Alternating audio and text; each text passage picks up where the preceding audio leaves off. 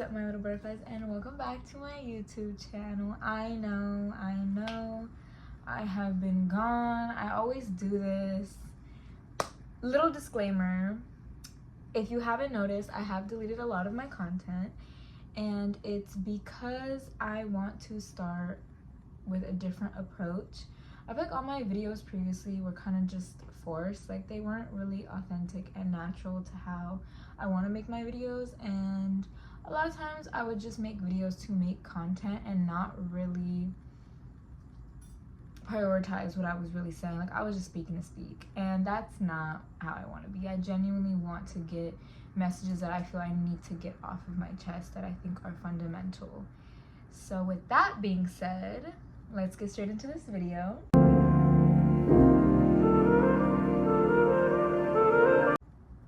So I have been going through a lot of retrospection and trying to understand myself, and I think that's very fundamental in your 20s. Getting to know who you are, getting to know what your triggers are, getting to know what you like, what you don't like, what's your communication style, how do you talk when you're upset, how do you handle conflict. All of these things are just as important as understanding your attachment and love styles. Like, yeah, you know, knowing how you love is important, knowing your attachment style is important, but it's also really important to know your triggers and how you communicate when you're upset or angry, because, you know, those are very important things to know, especially as a woman. I think because we are so emotional, and you know, biologically, women face a lot of imbalance in our emotions due to our hormones, and there's various ways that you can, you know, combat that depending on your body and how you process things.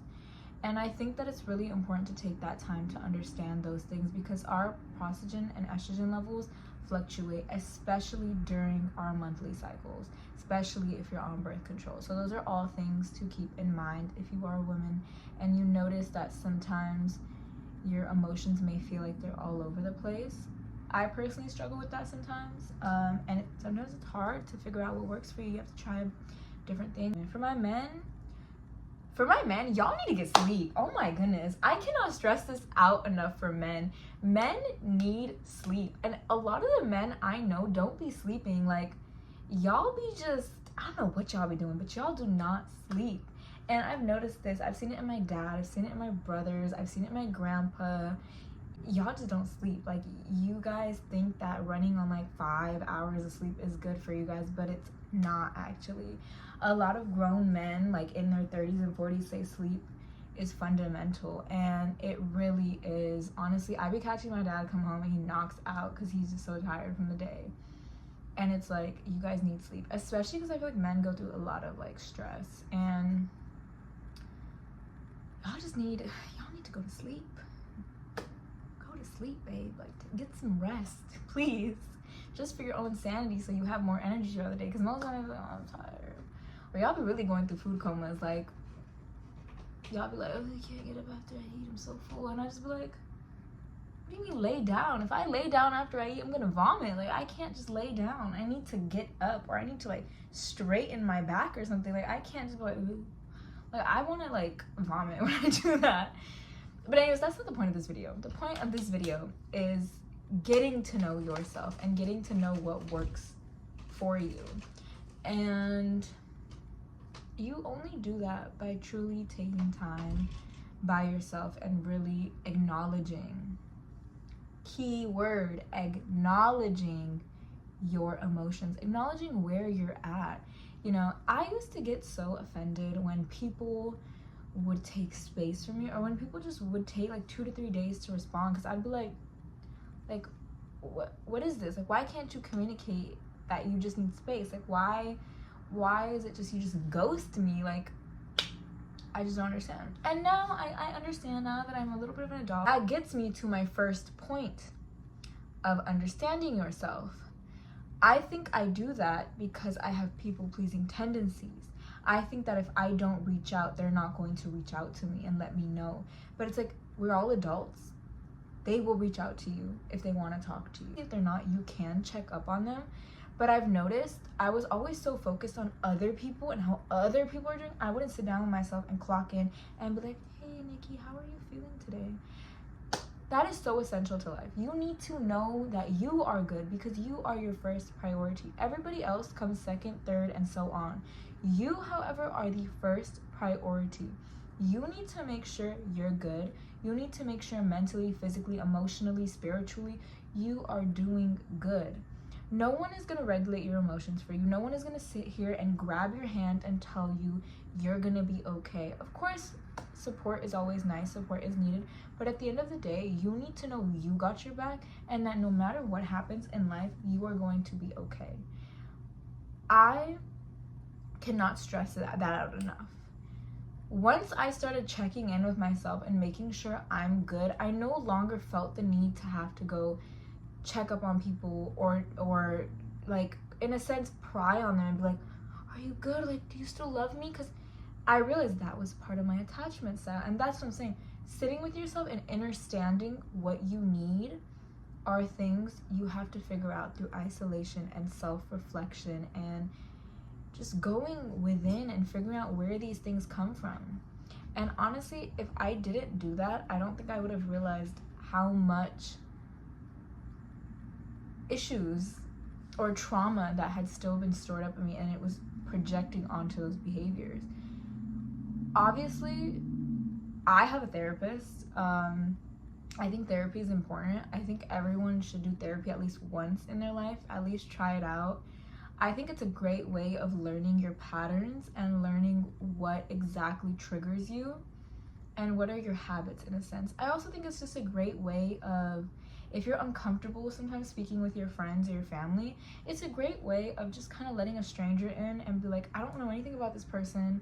I'm just hearing what's going on with them. And from there on, I can give them advice or just be a listening ear. Sometimes it's easier to talk to a stranger than it is to the people you're most close to.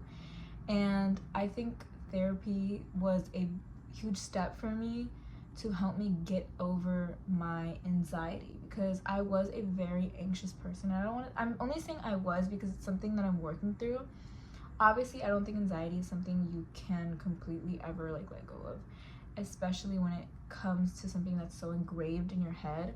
There's obviously ways to work around it, and I think I have figured out how to self-soothe. For my attachment style, which is anxious attachment style, self-soothing is the way to go. And just in general, I think everyone needs to have a self-soothing method so you're not always relying on people or you don't need people to be okay. And I think being able to self-soothe has made me feel so much more confident and less reliant on people. I'm not saying it's a bad thing to be reliant on people, of course. You should always still talk to the people you care about and still let them know what's going on with you. But at the end of the day, because one, I am religious, so I feel like my faith and my spirituality have always just been there to back me up. So I think when it comes to those kind of things, I always feel very confident because I have not been let down by God and I love God and I know that at the end of the day, no matter what happens, I'm going to be okay. Two, I have learned that I have my back. If I'm starting to get anxious about a situation or a person, I step back and I check in with myself. These are just ways I regulate myself. And I think these ways have helped me regulate how I feel. Obviously, I used to be the type of person that felt like I have to respond to people and I have to be there for them. But I've noticed that I can't be there for somebody when I'm not there for myself. And also another thing, phone addiction. This is something everybody deals with, including myself. But I have now started setting up limitations where I can use social media. For one, I got rid of Instagram. I personally don't really need Instagram. I don't really enjoy Instagram.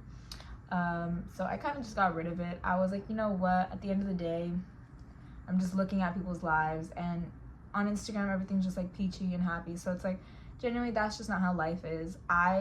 Yes, you should look at the positive sides of life, but at the same time, like I said, I promote realness and authenticity and vulnerability. That's not what I see on Instagram. Obviously, I don't want to be there. However, I do have TikTok. I love TikTok. I think TikTok's a little bit more real and more honest than Instagram, and people are comfortable to cry on there. And, you know, we all cry. We all go through moments of doubt, and I think TikTok really brings me back into being like, okay, you know, like, we're all people, and you know, it's not all rainbow and sunshine, and it's okay. On another note though, I have to set limitations on TikTok as well, because it's just scrolling, endless scrolling, and I've noticed at a point I'm not even paying attention. It's just like my finger is just swiping, my brain is just gone. And I love to use this analogy, but when I space out, it feels like something is just pulling my attention away. And I almost can feel like I'm being pulled away, and then have to snap back into reality, because it's like you're not even here, you're not present. And I like to be present, because I feel like when you're not even present with yourself, how can you be present with others? And that's another thing that I've learned. A lot of people are so addicted to their phones that it's like you can't really sit here and pay attention to what someone's saying. And like I said, this also just comes back to, are you checking in with yourself? I feel like when you're not present with yourself, you, like I said, you cannot be present with others. So it comes down to, how are you taking care of yourself? How are you feeding into yourself? How are you allowing yourself to be seen? And that's another thing I've learned. I have a specific need for wanting to just be in light spirits and in loving spirits, and I've noticed that I cannot always be in those spirits because life gets to you, you know. And I think for the past couple of months, that's just where I was at. Life was getting to me, and I needed to step away from YouTube, and I needed to be honest with myself about that, and be honest with myself about how I was feeling. And being able to go inside and have that retrospection allowed me to be present here with you guys and be able to connect with you. And it's honestly helped my confidence so much. I feel so much more secure in myself, and that is just something I'm continuing to work on every day, and I think everyone should work on that. Being secure in yourself is the hardest and the most fundamental thing that you need to have in your life. It allows you to know yourself deeply, to know what you want, to know what you don't want. Honestly, I don't get really offended anymore with my friends or my family when they act a certain way, because at the end of the day, I know I got myself. When things happen where I'm kind of like, I feel that little anxiousness creeping in, I check in with myself and I secure myself and I let her know that I'm good, like I got me. And honestly, it really does give you a stronger sense of self. And I think that's what I have always been trying to achieve, and I thought that came from relationships. And when I always mention relationships, I'm talking about every relationship: platonic, romantic, familial, all of them.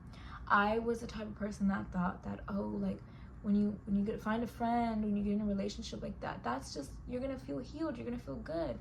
And it's like, no, like all the hurt that I have been through, all the pain that I've been through has taught me that at the end of the day, people come and go. As long as you have your back and your faith is strong, you are unshakable. And I used to have trouble believing that. I was like, you know what? You're right. Having an unshakable foundation allows no one to tell you who you are, because deep down you know who you are. So whether people like you or not, at the end of the day, you're more content with yourself.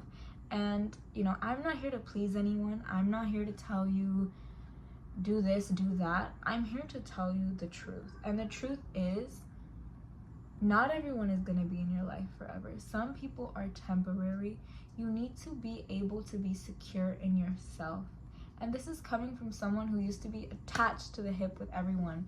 And it's like, I've realized that at the end of the day, I need to have my back. Because at the end of the day, whether we realize it or not, we are selfish creatures. And the more I look out, even if you are a loving person and you have a loving heart, you need to be selfish, because you need to take care of yourself, because no one's going to take care of you. People will support you and be there for you, but they're not going to hold your hand and walk you through life. That is something you have to do. It is something you have to own up to. You have to own up and be an adult and take responsibility for your life. Obviously, I'm not telling you to be crazy. You have to be patient with yourself. You have to give yourself grace. And at the end of the day, you have to be honest with people around you as well. That's just how you get through these things. You're going to have periods that are difficult. Life is literally a roller coaster. It's up and down, up and down. You need to be conscious of the people in your life. And honestly, that's something I have been reflecting on. Like, for example, let's say I'm gonna knock on wood. But let's say like my mom passed away, right? If I'm not able to be present and hold myself down, are the people in my life gonna be able to be there for me? And these are things I think about all the time, because at the end of the day, your relationships are important in your life. As well as the relationship you have with yourself, the relationships in your life are essential as well, because this is your garden. You're allowing people to bring fruit into your garden. You need to make sure that that fruit is nourishing and not rotten or weeds that are destroying your garden. It's important to know that. You should be kind and forgiving, because, you know, people have their own lives, and that's another thing I've realized. I don't get too mad at people anymore, because I've realized everyone's going through their things and everyone has difficulties in life.